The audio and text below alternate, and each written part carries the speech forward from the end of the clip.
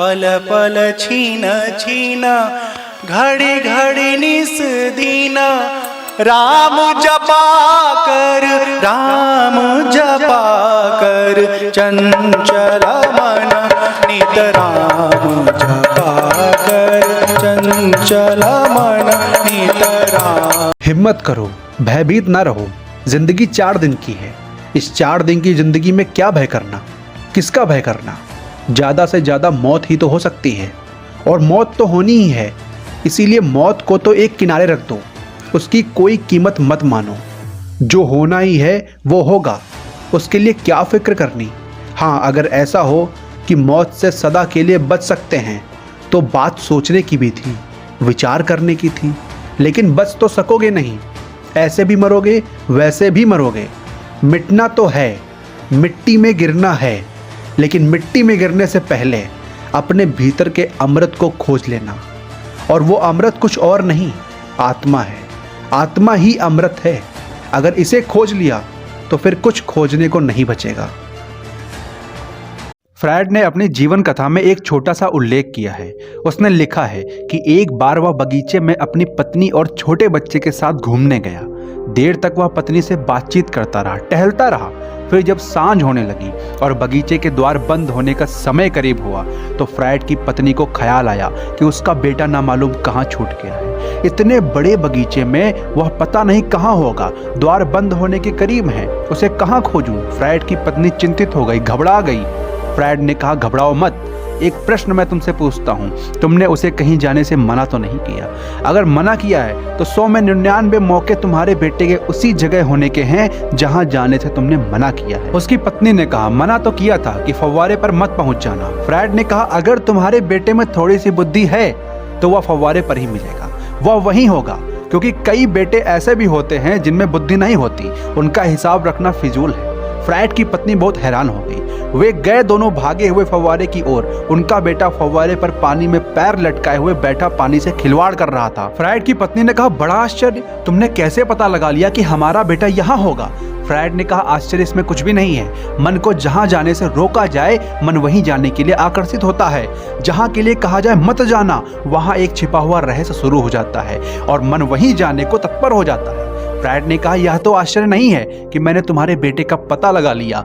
आश्चर्य यह है कि मनुष्य जाति इस छोटे से सूत्र का पता अब तक नहीं लगा पाई है, और इस छोटे से सूत्र को बिना जाने जीवन का कोई रहस्य कभी उद्घाटित नहीं हो पाता। इस छोटे से सूत्र का पता न होने के कारण मनुष्य जाति ने अपना सारा धर्म, सारी नीति, सारे समाज की व्यवस्था सप्रेशन पर, दमन पर खड़ी की हुई है। मनुष्य का जो व्यक्तित्व हमने खड़ा किया है वह दमन पर खड़ा है। दमन उसकी नींव है, और दमन पर खड़ा हुआ आदमी लाख उपाय करे, जीवन की ऊर्जा का साक्षात्कार उसे कभी नहीं हो सकता। क्योंकि जिसका उसने दमन किया है, मन में वह उसी से उलझा उलझा नष्ट हो जाता है। थोड़ा सा प्रयोग करें और पता चल जाएगा। किसी बात से मन को हटाने की कोशिश करें और पाएंगे मन उसी बात के आसपास घूमने लगा है। किसी बात को भूलने की कोशिश करें तो भूलने की वही कोशिश उस बात को स्मरण करने का आधार बन जाती है। किसी बात को, किसी विचार को, किसी स्मृति को, किसी इमेज को, किसी प्रतिमा को मन से निकालने की कोशिश करें और मन उसी को पकड़ लेता है। भीतर मन में लड़े और आप पाएंगे कि जिससे आप लड़ेंगे उसी से हार खाएंगे। जिससे भागेंगे वही पीछा करेगा। जैसे छाया पीछा कर रही है, जितनी तेजी से भागते हैं छाया उतनी ही तेजी से पीछा करती है। मन को हमने जहां जहां से भगाया है, मन वहीं वहीं हमें ले गया है। जहां जहां जाने से हमने उसे इनकार किया है, जहां जहां जाने से हमने द्वार बंद किए हैं, मन वहीं वहीं हमें ले गया है। क्रोध से लड़े और मन क्रोध के पास ही खड़ा हो जाएगा। हिंसा से लड़े और मन हिंसक हो जाएगा। मोह से लड़े और मन मोहग्रस्त हो जाएगा। लोभ से लड़े और मन लोभ में गिर जाएगा। धन से लड़े और मन धन के प्रति पागल हो उठेगा। काम से लड़ने वाला मन, सेक्स से लड़ने वाला मन सेक्स में चला जाएगा। जिससे लड़ेंगे मन वही हो जाएगा। मन आदमी की परछाई की तरह होता है, जैसा आदमी वैसा मन। अगर तुम क्रोध को मन से निकालना चाहते हो तो इसका मतलब साफ है कि तुम क्रोधी हो। तो तुम एक काम करो, तुम शांत हो जाओ, मन अपने आप शांत हो जाएगा। क्योंकि मन तुम्हारी परछाई है। तुम खड़े होगे, परछाई खड़ी हो जाएगी। तुम बैठ जाओगे, परछाई बैठ जाएगी। तुम लेट जाओगे, परछाई लेट जाएगी। तुम जैसे हो जाओगे, परछाई वैसी हो जाएगी। तुम शांत हो तो तुम्हारा मन भी शांत है। अगर तुम क्रोधी हो तो तुम्हारा मन भी क्रोधी हो जाएगा। सारी बात तुम पर निर्भर है, जैसे तुम वैसा तुम्हारा मन। इसीलिए अपने आप को अच्छा बनाओ, अपने आप को अच्छे विचारों से निर्मित करो। बस तुम्हारा मन भी अपने आप को अच्छे विचारों से निर्मित कर लेगा। बस तुम जो करोगे वही तुम्हारा मन करेगा। अब तुम्हें सोचना है कि तुम्हें क्या करना है। अब मैं अपनी वाणी को विराम देता हूँ और आपके अंदर बैठे परमात्मा को प्रणाम करता हूँ। मेरा प्रणाम स्वीकार करें। मैंने सुना है एक गांव में एक बहुत क्रोधी आदमी रहता था। वह इतना क्रोधी था कि एक बार उसने अपनी पत्नी को धक्का देकर कुएं में गिरा दिया था। जब उसकी पत्नी मर गई और उसकी लाश कुएं से निकाली गई तो वह क्रोधी आदमी जैसे नींद से जाग गया। उसे लगा कि उसने जिंदगी में सिवाय क्रोध के और कुछ भी नहीं किया। इस दुर्घटना से वह एकदम सचेत हो गया। उसे बहुत पश्चाताप हुआ। उस गांव में एक मुनि आए हुए थे। वह उनके दर्शन को गया और उनके चरणों में सिर रखकर बहुत रोया और उनसे कहा, मैं इस क्रोध से कैसे छुटकारा पाऊं? क्या रास्ता है? मैं कैसे इस क्रोध से बचूं? मुनि ने कहा, तुम सन्यासी हो जाओ, छोड़ दो वह क्रोध जिसे कल तक पकड़े थे। लेकिन मजा यह है कि जिसे छोड़ो वह और भी मजबूती से पकड़ लेता है। लेकिन ये थोड़ी गहरी बात है, एकदम से समझ में नहीं आती। क्रोध को छोड़ दो, सन्यासी हो जाओ, शांत हो जाओ, अब तो इस क्रोध को छोड़ो। वह आदमी सन्यासी हो गया। उसने अपने वस्त्र फेंक दिए और नग्न हो गया और उसने कहा, मुझे दीक्षा दे, मैं शिष्य हुआ। मुनि बहुत हैरान हुए। बहुत लोग उन्होंने देखे थे पर ऐसा संकल्पवान आदमी नहीं देखा था जो इतनी शीघ्रता से सन्यासी हो जाए। उन्होंने कहा, तू तो अद्भुत है, तेरा संकल्प महान है, तो इतना तीव्रता से सन्यासी होने को तैयार हो गया सब छोड़कर। लेकिन उन्हें भी पता नहीं कि यह भी क्रोध का ही दूसरा रूप है। वह आदमी जो कि अपनी पत्नी को क्रोध में आकर एक क्षण में कुएं में धक्का दे सकता है, वह क्रोध में आकर एक क्षण में नंगा भी खड़ा हो सकता है, सन्यासी भी हो सकता है। इन दोनों बातों में कोई विरोध नहीं है, ये क्रोध के ही दो रूप हैं। तो वे मुनि बहुत प्रभावित हुए उससे। उन्होंने उसे दीक्षा दे दी और उसका नाम रख दिया मुनि शांतिनाथ। अब वह मुनि शांतिनाथ हो गया। और भी शिष्य थे मुनि के, लेकिन उस शांतिनाथ का मुकाबला करना बहुत मुश्किल था क्योंकि उतने क्रोध में उनमें से कोई भी नहीं था। दूसरे शिष्य दिन में अगर एक बार भोजन करते तो शांतिनाथ 2 दिन तक भोजन ही नहीं करते थे। क्रोधी आदमी कुछ भी कर सकता है। दूसरे अगर सीधे रास्ते से चलते तो मुनि शांतिनाथ उल्टे रास्ते, कांटों से भरे रास्ते पर चलते। दूसरे शिष्य अगर छाया में बैठते तो मुनि शांतिनाथ धूप में खड़े रहते। थोड़े ही दिन में मुनि शांतिनाथ का शरीर सूख गया, काला पड़ गया, पैर में घाव पड़ गए। लेकिन उनकी कीर्ति फैलनी शुरू हो गई चारों ओर कि मुनि शांतिनाथ महान तपस्वी हैं। वह सब क्रोधी था जो स्वयं पर लौट आया था। वह क्रोध जो दूसरों पर प्रकट होता रहा था वह अब अपने पर ही प्रकट हो रहा था। 100 में से 99 तपस्वी स्वयं पर लौटे हुए क्रोध का परिणाम होते हैं। दूसरों को सताने की चेष्टा रूपांतरित होकर खुद को सताने की चेष्टा भी बन सकती है। दूसरों को भी सताया जा सकता है और खुद को भी सताया जा सकता है। सताने में अगर रस हो तो स्वयं को भी सताया जा सकता है। अब उसने दूसरों को सताना बंद कर दिया था। अब वह अपने को ही सता रहा था और पहली बार एक नई घटना घटी थी कि दूसरों को सताने पर लोग उसका अपमान करते थे और अब खुद को सताने से लोग उसका सम्मान करने लगे थे। अब लोग उसे महातपस्वी कहने लगे थे। मुनि की कीर्ति सब और फैलती गई। जितनी उसकी कीर्ति फैलती गई वह अपने को उतना ही सताने लगा, अपने साथ दुष्टता करने लगा। जितनी उसने स्वयं से दुष्टता की उतना ही उसका सम्मान बढ़ता चला गया। 2-4 वर्षों में गुरु से ज्यादा उसकी प्रतिष्ठा हो गई। फिर वह देश की राजधानी में आया। मुनियों को राजधानी में जाना बहुत जरूरी होता है। अगर आप मुनियों को देखना चाहते हो तो हिमालय पर जाने की कोई जरूरत नहीं है। देश की राजधानी में चले जाइए और वहाँ सब मुनि और सन्यासी अड्डा जमाए हुए मिल जाएंगे। वे मुनि भी राजधानी की तरफ चले। राजधानी में पुराना एक मित्र रहता था। उसे खबर मिली तो वह बहुत हैरान हुआ कि जो आदमी इतना क्रोधी था वह शांतिनाथ हो गया। बड़ा समझदार है, जाऊं दर्शन कराऊं। वह मित्र दर्शन करने आया। मुनि अपने तख्त पर सवार थे। उन्होंने मित्र को देख लिया, मित्र को पहचान भी गए।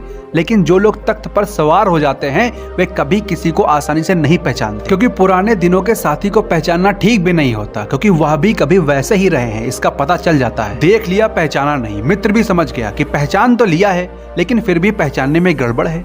आदमी ऊपर चढ़ता ही इसीलिए है कि जो पीछे छूट जाए उनको पहचाने ना।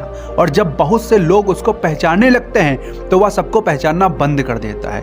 पद के शिखर पर चढ़ने का रस यही है कि उसे सब पहचाने लेकिन वह किसी को भी ना पहचाने। मित्र पास सरक आया और उसने पूछा कि मुनि जी, क्या मैं पूछ सकता हूँ आपका नाम क्या है? मुनि जी को क्रोध आ गया। क्या अखबार नहीं पढ़ते हो, रेडियो नहीं सुनते हो, मेरा नाम पूछते हो? मेरा नाम जग जाहिर है, मेरा नाम है मुनि शांतिनाथ। उनके बताने के ढंग से मित्र समझ गया कि कोई बदलाहट नहीं हुई है, आदमी तो वही का वही है, सिर्फ नंगा खड़ा हो गया है। 2 मिनट दूसरी बात चलती रही। मित्र ने फिर पूछा, महाराज मैं भूल गया, आपका नाम क्या है? मुनि की आंखों से तो आग बरसने लगी। उन्होंने कहा, मूर्ख, नासमझ, इतनी जल्दी भूल गया? अभी मैंने तुझसे कहा था मेरा नाम मुनि शांतिनाथ है, मेरा नाम मुनि शांतिनाथ है। 2 मिनट देर तक फिर दूसरी बातें चलती रहीं। फिर उसने पूछा कि महाराज मैं भूल गया, आपका नाम क्या है? मुनि ने डंडा उठा लिया और कहा चुप ना समझ, तुझे मेरा नाम समझ में नहीं आता, मेरा नाम है मुनि शांतिनाथ। उस मित्र ने कहा आप सब समझ गया हूँ, सिर्फ वही समझ में नहीं आया जो मैं पूछता हूँ। अच्छा नमस्कार, आप वही के वही है, कोई फर्क नहीं पड़ा। दमन से कभी कोई फर्क नहीं आता, लेकिन दमन से चीजें स्वप्न बन जाती हैं और स्वप्न बन जाना बहुत खतरनाक है, क्योंकि बदली हुई शक्ल में उनको पहचानना भी मुश्किल हो जाता है। आदमी के भीतर सेक्स है, काम वासना है, उसे पहचानना सरल है,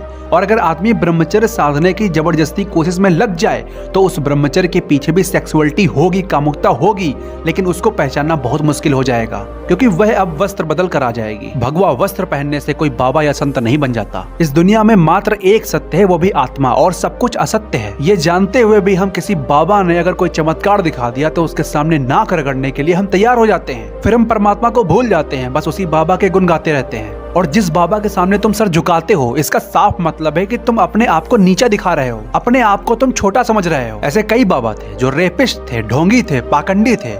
पहले समाज ने उनको पूजा, फिर उसी समाज ने उनको नकारा। तो मैं कहना चाहता हूँ कि किसी बाबा को या व्यक्ति को परमात्मा मत समझो, उसकी पूजा मत करो। हाँ, अगर कहीं कुछ सीखने को मिल रहा हो तो सीखो, उसको पूजो मत। पूजोगे तो कभी सीख नहीं पाओगे, और सीखना आवश्यक है, बहुत जरूरी है। पहले जमाने में गुरुकुल बहुत ज्यादा होते थे, मंदिर बहुत कम होते थे, इसीलिए पहले के लोग बहुत ज्ञानवान होते थे। और आज के समय में इसका बिल्कुल विपरीत हो रहा है, तभी तो लोग अज्ञान की ओर बढ़ रहे हैं। आज का समय ऐसा है कि लोग चमत्कार को नमस्कार करते हैं, लेकिन पहले के जमाने में लोग ज्ञान को नमस्कार करते हैं। इसीलिए ज्ञान को धारण करो और पाखंडी बाबाओं और संतों से सावधान रहो, क्योंकि वे वस्त्र बदल कर तुम्हें लूटने के लिए हमेशा तैयार हैं। इसी के साथ अब मैं अपनी वाणी को विराम देता हूँ और आपके अंदर बैठे परमात्मा को प्रणाम करता हूँ। मेरा प्रणाम स्वीकार करें।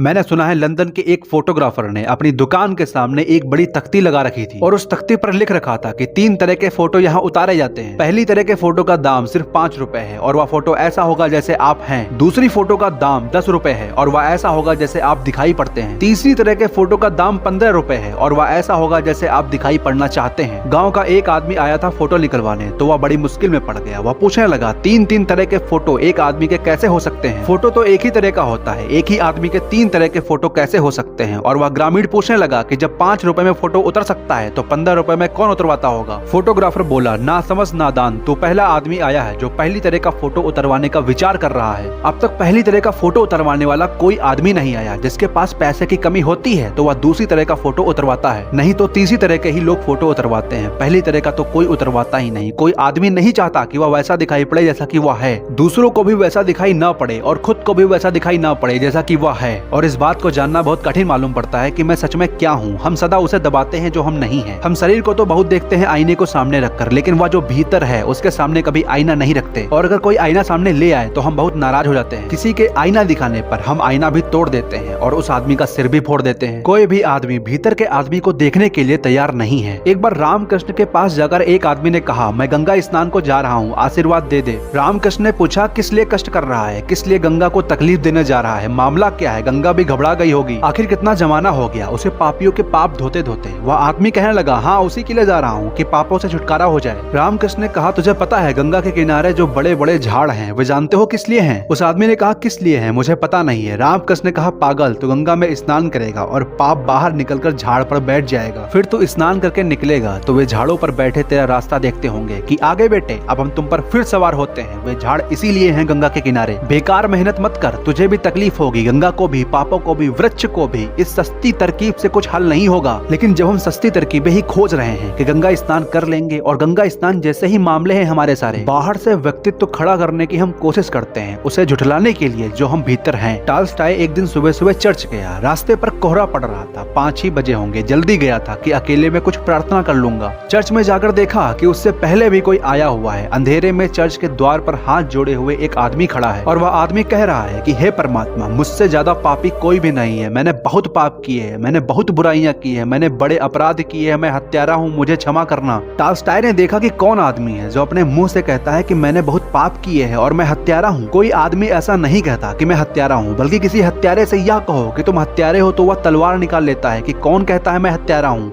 हत्या करने को तैयार हो जाते हैं, लेकिन यह मानने को राजी नहीं होता कि मैं हत्यारा हूँ। यह कौन आदमी आ गया है? टॉल्स्टॉय धीरे से उसके पास गया। आवाज पहचानी हुई मालूम पड़ी। यह तो नगर का सबसे बड़ा धनपति है। उसकी उसकी सारी बातें टॉल्स्टॉय खड़े होकर सुनता रहा। जब वह आदमी प्रार्थना कर पीछे मुड़ा तो टॉल्स्टॉय को पास खड़ा देखकर उसने पूछा, क्या तुमने मेरी सारी बातें सुन ली है? टॉल्स्टॉय ने कहा, मैं धन्य हो गया तुम्हारी बातें सुनकर। तुम कितने पवित्र आदमी हो कि अपने सब पापों को तुमने इस तरह खोलकर रख दिया। तो उस धनपति ने कहा, ध्यान रहे यह बात किसी से कहना मत। यह बात मेरे और परमात्मा के बीच हुई है। मुझे तो पता भी नहीं था कि तुम यहाँ खड़े हुए हो। अगर किसी दूसरे तक यह बात पहुंची तो तुम पर मानहानि का मुकदमा दायर करवा दूंगा, क्योंकि वह धनपति नहीं चाहता था कि लोगों को यह बात पता चले। अब परमात्मा कहीं भी नहीं है, इसीलिए उसके सामने हम नंगे खड़े हो सकते हैं, लेकिन जो आदमी जगत के सामने सच्चा होने को राजी नहीं है वह परमात्मा के सामने कभी भी सच्चा नहीं हो सकता। लेकिन यह डर क्यों है इतना? यह चारों तरफ के लोगों का इतना भय क्यों है? चारों तरफ से लोगों की आंखें एक एक आदमी को भयभीत क्यों किए हुए हैं? हम सब मिलकर एक एक आदमी को भयभीत क्यों किए हुए हैं? आदमी इतना भयभीत क्यों है? आदमी किस बात की चिंता में है? आदमी बाहर से फूल सजा लेने की चिंता में है। बस लोगों की आंखों में दिखाई पड़ने लगे कि मैं अच्छा आदमी हूँ, बात समाप्त हो गई। लेकिन लोगों की आंखों में अच्छा दिखाई पड़ने से मेरे जीवन का सत्य और मेरे जीवन का संगीत प्रकट नहीं होगा, और न लोगों की आंखों में अच्छा दिखाई पड़ने से मैं जीवन की मूल धारा से संबंधित हो सकूंगा, और न लोगों की आंखों में अच्छा दिखाई पड़ने से मेरे जीवन की जड़ों तक मेरी पहुंच हो पाएगी। बल्कि जितना मैं लोगों की फिक्र करूंगा उतना ही मैं शाखाओं और पत्तों की फिक्र में पड़ जाऊंगा, क्योंकि लोगों तक सिर्फ पत्ते पहुंचते हैं, जड़े नहीं। जड़े तो मेरे भीतर हैं, वे जो रूट्स हैं वे मेरे भीतर हैं, उनसे लोगों का कोई संबंध नहीं है। वहाँ मैं अकेला हूँ, टोटली एलोन। वहाँ कोई कभी नहीं पहुँचता, वहाँ सिर्फ मैं हूँ, वहाँ मेरे अतिरिक्त कोई भी नहीं है, वहाँ किसी दूसरे की फिक्र नहीं करनी है। अगर जीवन को मैं जानना चाहता हूँ और चाहता हूँ कि जीवन मेरा बदल जाए, रूपांतरित हो जाए, और अगर मैं चाहता हूँ कि जीवन का परिपूर्ण सत्य प्रकट हो जाए, चाहता हूँ कि जीवन के मंदिर में प्रवेश हो जाए, मैं पहुँच सकूँ उस लोक तक जहाँ सत्य का आवास है, तो फिर मुझे लोगों की फिक्र छोड़ देनी पड़ेगी। वह जो क्राउड है, वह जो भीड़ है मुझे घेरे हुए है, उसकी फिक्र मुझे छोड़ देनी पड़ेगी। क्योंकि जो आदमी भीड़ की बहुत चिंता करता है वह आदमी कभी जीवन की दिशा में गतिमान नहीं हो सकता, क्योंकि भीड़ की चिंता बाहर की चिंता है। इसका यह मतलब नहीं है कि भीड़ से मैं अपने सारे संबंध तोड़ लूं, जीवन व्यवस्था से अपने सारे संबंध तोड़ लूं। इसका कुल मतलब यह है कि मेरी आंखें भीड़ पर ना रह जाएं, मेरी आंखें अपने पर हों। इसका कुल मतलब यह है कि दूसरों की आंख में झांक कर मैं यह न देखूं कि मेरी तस्वीर क्या है, बल्कि मैं अपने ही भीतर झांक कर देखूं कि मेरी तस्वीर क्या है। अगर मेरी सच्ची तस्वीर का मुझे पता लगाना है तो मुझे मेरी ही आंखों से भीतर झांकना पड़ेगा। दूसरों की आंखों में मेरा जो अपीयरेंस है मेरी असली तस्वीर नहीं है, और उसी तस्वीर को देखकर मैं खुश हो लूंगा, उसी तस्वीर को देखकर प्रसन्न हो लूंगा। वह तस्वीर गिर जाएगी तो दुखी हो जाऊंगा। अगर 4 आदमी बुरा कहने लगेंगे तो दुखी हो जाऊंगा, 4 आदमी अच्छा कहने लगेंगे तो सुखी हो जाऊंगा। बस इतना ही है मेरा होना। तो मैं हवा के झोंकों पर जी रहा हूँ। हवा पूरब की ओर उड़ने लगेगी तो मुझे भी पूरब की ओर उड़ना पड़ेगा। हवा पश्चिम की ओर उड़ेगी तो पश्चिम की ओर उड़ना पड़ेगा। लेकिन मैं खुद कुछ भी नहीं हूँ, मेरी कोई ऑथेंटिक एग्जिस्टेंस नहीं है, मेरी कोई अपनी आत्मा नहीं है। मैं हवा का एक झोंका हूँ, मैं एक सूखा पत्ता हूँ कि हवाएं जहाँ ले जाएं बस मैं वहीं चला जाऊँ। कि पानी की लहरें मुझे जिस ओर बहाने लगे मैं उस ओर बहने लगूं। दुनिया की आंखें मुझसे जो कहें वही मेरे लिए सत्य हो जाए। तो फिर मेरा होना क्या है? फिर मेरी आत्मा क्या है? फिर मेरा अस्तित्व क्या है? फिर मेरा जीवन क्या है? फिर मैं एक झूठ हूँ, एक बड़े नाटक का हिस्सा हूँ। और बड़े मजे की बात यह है कि जिस भीड़ से मैं डर रहा हूँ वह भी मेरे जैसे दूसरों की ही भीड़ है। बड़ी अजीब बात है कि वे सब भी मुझसे डर रहे हैं जिनसे मैं डर रहा हूँ। हम सब एक दूसरे से डर रहे हैं, और इस डर में हमने एक तस्वीर बना ली है, और भीतर जाने से डरते हैं कि कहीं यह तस्वीर मिट ना जाए। एक सप्रेशन, एक दमन चल रहा है। आदमी जो भीतर है उसे दबा रहा है, और जो नहीं है उसे थोप रहा है। एक द्वंद, एक कॉन्फ्लिक्ट खड़ी हो गई है। एक एक आदमी अनेक अनेक आदमियों में बट गया है, मल्टी साइकिक हो गया है। एक एक आदमी नहीं है, एक ही 24 घंटे में 1000 बार बदल जाता है। नया आदमी सामने आता है तो नई तस्वीर बन जाती है उसकी आंख में, और वह बदल जाता है। आप जरा ख्याल करना कि अपनी पत्नी के सामने आप दूसरे आदमी होते हैं, अपने बेटे के सामने तीसरे, अपने बाप के सामने चौथे, अपने नौकर के सामने पांचवें, अपने मालिक के सामने छठवें। दिन भर आप अलग अलग आदमी होते हैं। सामने का आदमी बदला कि आपको बदलना पड़ता है। नौकर के सामने आप शानदार आदमी हो जाते हैं, और मालिक के सामने वह जो हालत आपके नौकर की आपके सामने होती है वही मालिक के सामने आपकी हो जाती है। आप कुछ हो या नहीं, पर हर दर्पण आपको बनाता है। जो सामने आ जाता है वही आपको बना देता है। बहुत अजीब बात है। हम हैं ही नहीं, हम एक अभिनय हैं, एक एक्टिंग है। सुबह से शाम तक अभिनय चल रहा है, सब कुछ है, दोपहर कुछ है, शाम कुछ है। हमारे खीसे में पैसे हो तो हम वही आदमी नहीं रह जाते, बिल्कुल दूसरे आदमी हो जाते हैं। जब पैसे नहीं होते खीसे में तब बिल्कुल दूसरे आदमी हो जाते हैं। किसी मिनिस्टर को देखें जब वह पद पर हो, और फिर जब वह मिनिस्टर ना रह जाए तब उसको देखें। जैसे कि कपड़े की क्रीज निकल गई हो ऐसा वह हो जाता है। सब खत्म, आदमी गया, आदमी था ही नहीं जैसे। इसीलिए किसी नाटक का हिस्सा मत बनो, किसी अभिनय का हिस्सा मत बनो। वह जो तुम सत्य में हो उसे पहचानो। लोगों की फिक्र करना छोड़ दो। भीड़ क्या कहती है उससे तुम्हें मतलब नहीं होना चाहिए। ये जिंदगी तुम्हारी है, तुम अपने भीतर झांको, देखो, अपने आप को पहचानो और अपने आप से निर्णय लेना शुरू करो। अब मैं अपनी वाणी को विराम देता हूँ और आपके अंदर बैठे परमात्मा को प्रणाम करता हूँ। मेरा प्रणाम स्वीकार करें।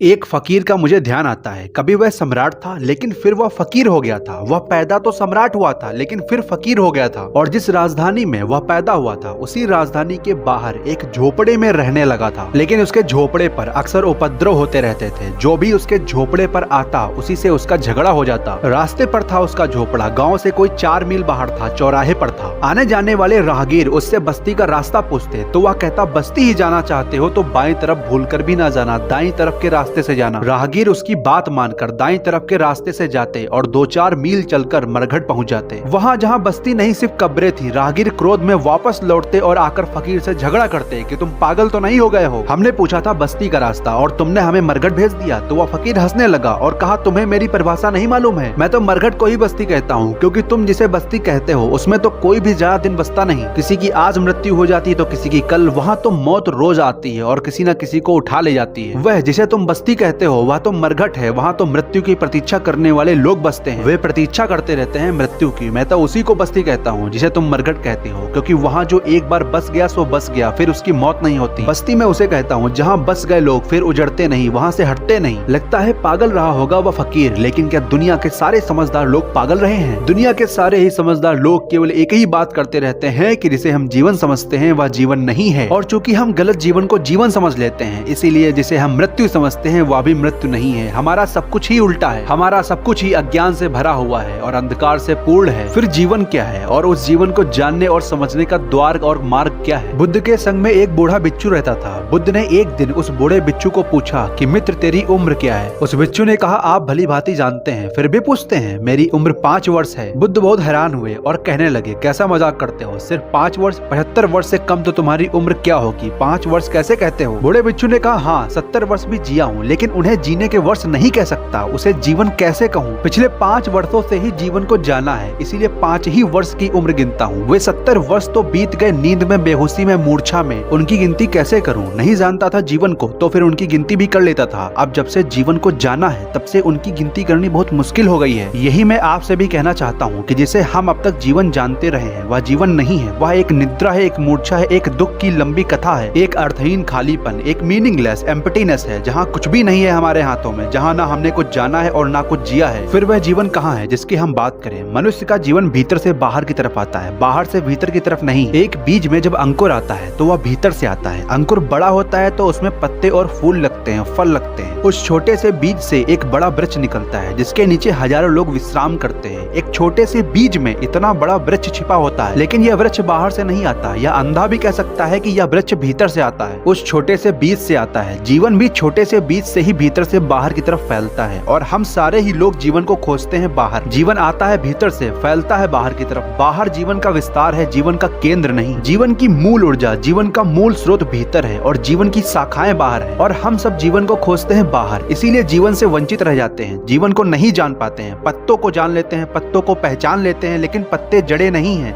माओ त्से-तुंग ने अपने बचपन की एक छोटी सी घटना लिखी है। लिखा है कि मेरी माँ का एक बगीचा था, उस बगीचे में ऐसे सुंदर फूल खिले थे कि दूर दूर से लोग उन्हें देखने आते थे। एक बार मेरी बूढ़ी माँ बीमार पड़ गई। वह बहुत चिंतित थी, अपनी बीमारी के लिए नहीं, बगीचे में खिले फूलों के लिए, कि बगीचे के खिले फूल कुम्हला न जाएं। वह इतनी बीमार थी कि बिस्तर से बाहर नहीं निकल सकती थी। मैंने माँ से कहा, तुम घबराओ मत, मैं फिक्र कर लूंगा फूलों की। और मैंने 15 दिन तक फूलों की बहुत फिक्र की। एक एक पत्ते की धूल झाड़ी, एक एक पत्ते को पोछा और साफ किया, एक एक पत्ते को संभाला, एक एक फूल की फिक्र की, लेकिन न मालूम क्यों फूल मुरझा गए, पत्ते सूखते गए और सारा बगीचा सूखता गया। 15 दिन बाद बूढ़ी माँ बाहर आई और बाहर आकर उसने देखा कि उसकी सारी बगिया उजड़ गई है। वृक्ष बेहोश होकर गिर पड़े हैं, फूल कुम्हला गए हैं, कलियां कलियां ही रह गई हैं, फूल नहीं बनी है। माँ पूछने लगी, तू क्या करता रहा 15 दिन तक? सुबह से रात तक सोता भी नहीं था, यह क्या हुआ? मेरी आंखों में आंसू आ गए। मैंने कहा, मैंने बहुत फिक्र की, मैंने एक एक पत्ते की धूल झाड़ी, मैंने एक एक पत्ते पर पानी छिड़का, मैंने एक एक पौधे को गले लगाकर प्रेम किया, लेकिन ना मालूम कैसे पागल पौधे हैं, सब कुम्हला गए, सब सूख गए। यूं तो माँ की आंखों में बगिया को देखकर आंसू थे, लेकिन मेरी हालत देखकर वह हंसने लगी और उसने कहा, पागल, फूलों के प्राण फूलों में नहीं होते, उनकी जड़ों में होते हैं, जो दिखाई नहीं पड़ते और जमीन के नीचे होते हैं। पानी फूलों को नहीं देना पड़ता है, जड़ों को देना पड़ता है। फिक्र पत्तों की नहीं करनी पड़ती है, जड़ों की करनी पड़ती है। पत्तों की लाख फिक्र करें तो भी जड़ें कुम्हला जाएंगी और पत्ते भी सूख जाएंगे, और जड़ों की थोड़ी सी फिक्र करें और पत्तों की, फूलों की कोई भी फिक्र ना करें तो भी पत्ते फलते रहेंगे, फूल खिलते रहेंगे, सुगंध उड़ती रहेगी। तभी मैंने पूछा, जड़ कहाँ है? वह तो दिखाई नहीं पड़ती है। हम सब भी यही पूछते हैं, जीवन कहाँ है? वह तो दिखाई नहीं पड़ता। वह बाहर नहीं छिपा है, वह अपने ही भीतर है, अपनी ही जड़ों में। बाहर जहाँ दिखाई पड़ता है सब कुछ, वहाँ पत्ते हैं, शाखाएं हैं। भीतर जहाँ दिखाई नहीं पड़ता, जहाँ घोर अंधकार है, वहाँ जड़ें हैं। तो जीवन बाहर नहीं भीतर है, विस्तार बाहर है, प्राण भीतर है। फूल बाहर खिलते हैं, जड़ें भीतर हैं, और जड़ों के संबंध में हम सब भूल गए हैं। माओ पर हम हंसेंगे कि नादान था वह लड़का, लेकिन हम अपने ऊपर नहीं हंसते हैं कि हम भी जीवन के बगीचे में उतने ही नादान हैं। अगर आदमी के चेहरे से मुस्कुराहट चली गई है और आदमी की शांति खो गई है और जिंदगी के हृदय में फूल नहीं लगते हैं और आदमी की जिंदगी में संगीत नहीं बजता है, तो फिर हम पूछते हैं कि कितना तो हम संभालते हैं, कितने अच्छे मकान बनाते हैं, कितने अच्छे रास्ते बनाते हैं, कितने अच्छे कपड़े निर्मित करते हैं, कितनी अच्छी शिक्षा देते हैं, सब तो हम करते हैं, लेकिन आदमी फिर भी कुम्हलाता क्यों चला जाता है? यह हम वही पूछते हैं जो उस लड़के ने पूछा था कि मैंने एक एक पत्ते को संभाला, लेकिन फूल क्यों कुम्हला गए, पौधे क्यों कुम्हला गए? आदमी कुम्हला गया है क्योंकि वह बाहर संभालता रहा है। और ध्यान रहे कि जिसको हम भौतिकवादी कहते हैं वे ही केवल बाहर नहीं देखते, जिनको हम अध्यात्मवादी कहते हैं दुर्भाग्य है कि वे भी बाहर ही देखते हैं और बाहर ही संभालते हैं। भौतिकवादी तो बाहर संभालेगा, क्योंकि भौतिकवादी मानता है कि भीतर जैसी कोई चीज ही नहीं है, भीतर है ही नहीं। भौतिकवाद कहता है भीतर कोरा शब्द है, भीतर कुछ भी नहीं है। हालांकि यह बड़ी अजीब बात मालूम पड़ती है, क्योंकि जिसका भी बाहर होता है उसका भीतर अनिवार्य रूप से होता है। यह असंभव है कि बाहर ही बाहर हो और भीतर ना हो। अगर भीतर ना हो तो बाहर नहीं हो सकता। अगर एक मकान की बाहर की दीवार है तो उसका भीतर भी होगा। अगर एक पत्थर की बाहर की रूपरेखा है तो भीतर भी कुछ होगा। बाहर की जो रूपरेखा है वह भीतर को ही घेरने वाली रूपरेखा होती है। बाहर का अर्थ है भीतर को घेरने वाला, और अगर भीतर ना हो तो बाहर कुछ भी नहीं हो सकता। लेकिन भौतिकवादी कहता है कि भीतर कुछ भी नहीं है, इसीलिए भौतिकवादी को तो क्षमा भी कर सकते हैं, लेकिन अध्यात्मवादी भी सारी चेष्टा बाहर ही करता है। वह भी कहता है कि ब्रह्मचर्य साधो, वह भी कहता है अहिंसा साधो, वह भी कहता है सत्य साधो, वह भी गुणों को साधने की कोशिश करता है। अहिंसा, ब्रह्मचर्य, प्रेम, करुणा, दया, ये सब फूल हैं, जड़ इनमें से कोई भी नहीं है। जड़ समझ में आ जाए तो अहिंसा अपने आप पैदा हो जाती है, और अगर जड़ समझ में ना आए तो अहिंसा को हम जिंदगी भर संभालते रहें फिर भी अहिंसा पैदा नहीं होती, बल्कि अहिंसा के पीछे निरंतर हिंसा खड़ी रहती है। और वे हिंसक बेहतर हैं जो बाहर भी हिंसक है, लेकिन वे अहिंसक बहुत खतरनाक है जो बाहर तो अहिंसक लेकिन भीतर हिंसक है। इसीलिए अपनी जड़ों को संभालो, अपनी जड़ों को पानी दो, ना कि फूल पत्तों को। इसी के साथ मैं अपनी वाणी को विराम देता हूँ और आपके अंदर बैठे परमात्मा को प्रणाम करता हूँ।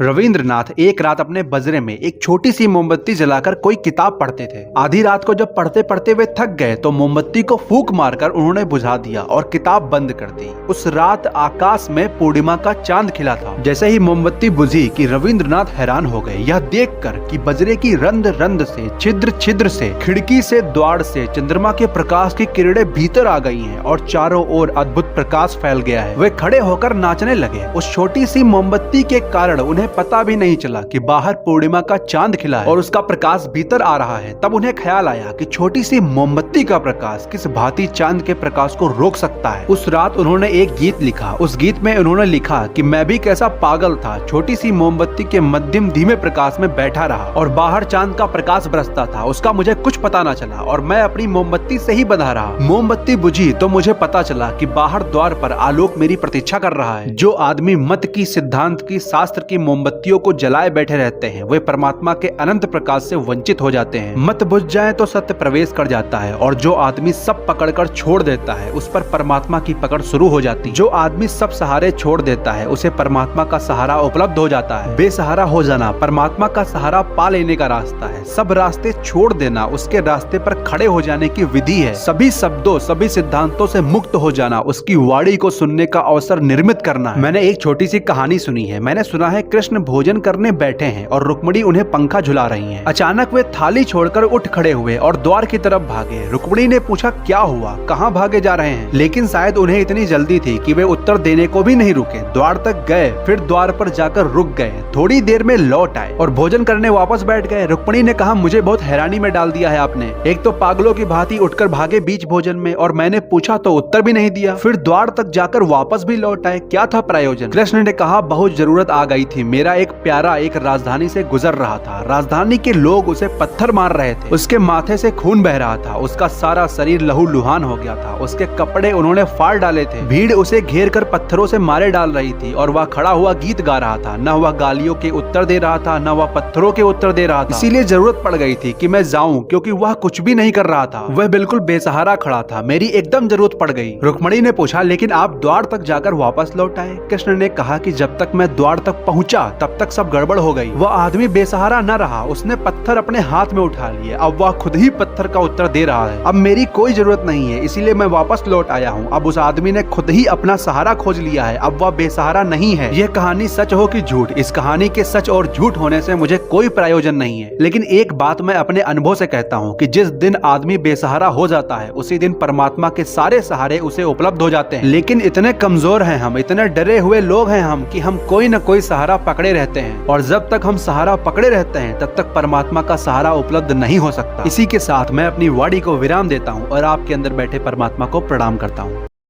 मैंने सुना है एक सम्राट ने अपनी सुरक्षा के लिए एक महल बनवाया था। उसने ऐसा इंतजाम किया था कि महल के भीतर कोई घुस ना सके। उसने महल के सारे द्वार दरवाजे बंद करवा दिए थे, सिर्फ एक ही दरवाजा महल में रहने दिया था, और दरवाजों पर 1000 नंगी तलवारों का पहरा बैठा दिया था। एक छोटा छेद भी नहीं था मकान में। महल के सारे द्वार दरवाजे बंद करवा कर बहुत निश्चिंत हो गया था। अब किसी खिड़की से, द्वार से, दरवाजे से, किसी डाकू के, किसी हत्यारे के, किसी दुश्मन के आने की कोई संभावना नहीं रह गई थी। पड़ोस के राजा ने जब यह सुना तो वह उसके महल को देखने आया। पड़ोस का राजा भी उस महल को देखकर बहुत प्रसन्न हुआ। आदमी ऐसा पागल है कि बंद दरवाजों को देखकर बहुत प्रसन्न होता है, क्योंकि बंद दरवाजों को वह समझता है सुरक्षा, सिक्योरिटी, सुविधा। उस राजा ने भी महल देखकर कहा, हम भी एक ऐसा महल बनवाएंगे। यह महल तो बहुत सुरक्षित है, इस महल में तो निश्चिंत रहा जा सकता है। जब पड़ोस का राजा विदा हो रहा था और महल की प्रशंसा कर रहा था, तब सड़क पर बैठा हुआ एक बूढ़ा भिखारी प्रशंसा सुनकर जोर से हंसने लगा। भिखारी को हंसता देख महल के सम्राट ने पूछा, तू हंसता क्यों है? कोई भूल तुझे दिखाई पड़ती है? भिखारी ने कहा, एक भूल रह गई है महाराज। जब आप यह मकान तैयार करवाते थे तभी मुझे लगता था कि एक भूल रह गई है। सम्राट ने कहा, कौन सी भूल? उस भिखारी ने कहा, एक दरवाजा आपने रखा है, यही भूल रह गई है। यह दरवाजा और बंद कर ले और भीतर हो जाए तो फिर आप बिल्कुल सुरक्षित हो जाएंगे, फिर कोई भी किसी भी हालत में भीतर नहीं पहुंच सकेगा। सम्राट ने कहा, पागल, फिर तो यह मकान कब्र हो जाएगा। अगर मैं एक दरवाजा और बंद कर लूं तो मैं मर जाऊंगा भीतर, फिर तो यह महल मेरी मौत हो जाएगा। भिखारी ने कहा, इतना आपको समझ में आता है कि एक दरवाजा और बंद कर लेने से आप मर जाएंगे, तो क्या आपको यह समझ में नहीं आता कि जिस मात्रा में दरवाजे आपने बंद किए हैं उसी मात्रा में आप मर गए हैं, उसी मात्रा में जीवन के आधे संबंध टूट गए हैं। अब एक दरवाजा बचा है तो थोड़ा सा संबंध बचा है, अब आप थोड़े से जीवित हैं। इस दरवाजे को भी बंद कर देंगे तो बिल्कुल मर जाएंगे। अब यह मकान एक कब्र की तरह है जिसमें एक दरवाजा है, यह दरवाजा और बंद हो जाए तो कब्र पूरी हो जाएगी। और अगर आपको यह लगता है कि एक दरवाजा और बंद करने से मौत हो जाएगी, तो जो दरवाजे आपने बंद करवा दिए हैं उन्हें खुलवा दें। और अगर मेरी बात समझें, सब दीवाले गिरवा दें ताकि खुले सूरज के नीचे, खुले आकाश के नीचे जीवन का पूरा आनंद उपलब्ध हो सके। शरीर के लिए मकान जरूरी है और शरीर के लिए दीवाले भी जरूरी हैं, पर आत्मा के लिए ना तो मकान जरूरी है ना दीवाले जरूरी है। लेकिन जिनके पास शरीर को छिपाने के लिए मकान नहीं है, उन्होंने भी अपनी आत्मा को छिपाने के लिए दीवाले और मकान बना रखे हैं। जिनके शरीर पर वस्त्र नहीं है, उन्होंने भी आत्मा को लोहे के वस्त्र पहना रखे हैं। और फिर आदमी पूछता है, हम दुखी क्यों हैं, हम पीड़ित क्यों हैं, हमें आनंद कहाँ मिलेगा? कभी परतंत्र चित्त को आनंद मिला है? परतंत्र व्यक्ति कभी भी किसी भी स्थिति में सत्य को, सौंदर्य को उपलब्ध हुआ है? मैं एक घर में मेहमान था, एक बहुत प्यारी चिड़िया उस घर के लोगों ने पिंजड़े में कैद कर रखी थी। चिड़िया को बाहर का जगत दिखाई पड़ता होगा, लेकिन पिंजड़े की दीवालों के भीतर बंद चिड़िया को पता भी नहीं हो सकता कि बाहर एक खुला आकाश है, और बाहर खुले आकाश में उड़ने का भी एक आनंद है। शायद वह चिड़िया उड़ने का भी ख्याल भूल गई होगी, शायद पंख किस लिए हैं यह भी उसे पता नहीं रहा होगा। और अगर आज उसे पिंजड़े के बाहर भी कर दिया जाए तो शायद वह बाहर आने से घबराएगी और सुरक्षित पिंजड़े में वापस आ जाएगी। शायद पंख उसे अब निरर्थक लगते होंगे, बोझ लगते होंगे, और उसे यह भी पता नहीं होगा कि खुले आकाश में सूरज की तरफ बादलों के पार उड़ जाने का भी एक आनंद है, एक जीवन है। अब उसे कुछ भी पता नहीं होगा, उस चिड़िया को तो कुछ भी पता नहीं होगा। क्या हमें पता है? हमने भी अपने चारों ओर दीवालें बना रखी है, उन दीवालों के पार जहाँ कोई सीमा नहीं है, जहाँ आग और आगे अनंत विस्तार है, जहाँ कोई लोक है, सूरज है, जहाँ बादलों के पार आगे खुला आकाश है। नहीं, हमें भी उनका कोई पता नहीं है। शायद हमें भी आत्मा एक बोझ मालूम पड़ती है, और हम में से बहुत से लोग अपनी आत्मा को खो देने की हर चेष्टा करते हैं। शराब पीकर आत्मा को भुला देने की कोशिश करते हैं, संगीत सुनकर आत्मा को भुला देने की कोशिश करते हैं, किसी तरह आत्मा भूल जाए इसकी चेष्टा करते हैं। हमें अपनी आत्मा भी एक बोझ मालूम पड़ती है, जैसे पिंजड़े में बंद एक चिड़िया को उसके पंख बोझ मालूम होते हैं। लेकिन हमें पता नहीं है कि एक आकाश है जहाँ आत्मा एक पंख बन जाती है, और आकाश की एक उड़ान है जिस उड़ान की उपलब्धि का नाम है प्रभु परमात्मा। और जिस दिन तुमने ये उपलब्धि हासिल कर ली, उसी दिन तुम सारे दुखों से मुक्त हो जाओगे, सारे बंधनों से मुक्त हो जाओगे, एक स्वतंत्र आत्मा बन जाओगे। अब मैं अपनी वाणी को विराम देता हूँ और आपके अंदर बैठे परमात्मा को प्रणाम करता हूँ।